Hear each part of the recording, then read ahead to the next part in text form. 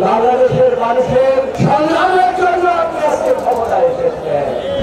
এখনো আক্রান্ত হয়ে চিকিৎসাধীন আছে।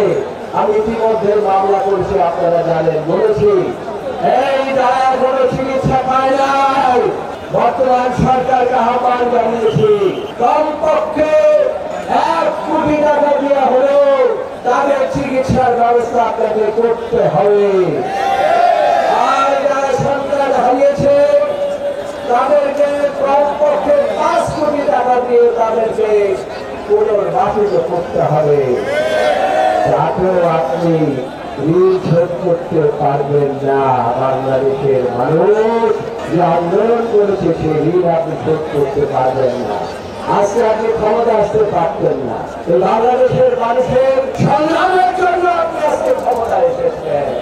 কাজেই প্রথম থেকে আমাদের নেতা যারা তারেক রহমান বলেছেন এবং আমাদের মহাসচিব বলেছেন, আমাদের নেত্রী বেগম খালেদা জিয়া বলেছেন, দীর্ঘ 17 বছর আমাকে জেলখানায় বন্দী রেখেছেন, তারপরে তারেক রহমানকে আপনারা দেশের বাইরে রেখেছেন। আমার একটি সরকার কোকো তাকে পর্যন্ত আপনারা বাঁচতে দেন নাই। তারপরে এখনো সময় আছে, নির্বাচনের ব্যবস্থা করুন। এদেশের জনগণ যদি জেগে উঠে নির্বাচন না দিয়ে আপনি কোনো অবস্থায় পালাতে পারবেন না।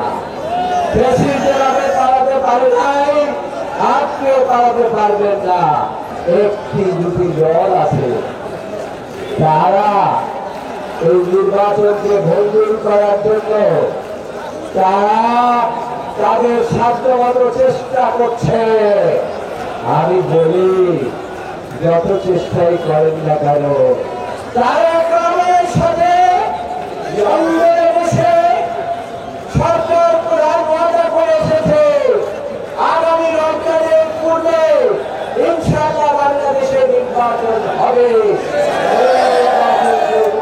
করতে পারবেন আল্লাহর রহমতে। ওই টিয়া ভুলে যান, নির্বাচনের পথে আসেন, দেশের মানুষকে বাঁচান, বাংলাদেশকে বাঁচান, বাংলাদেশের সম্পদ বাঁচান, বাংলাদেশের মানুষ ভোট দিতে চান এবং সেই ভোট হতে হবে আগামী ফেব্রুয়ারি মাসে। এর কোনো ব্যত্যয় ঘটার কোনো স্কোপ নাই আল্লাহর রহমতে।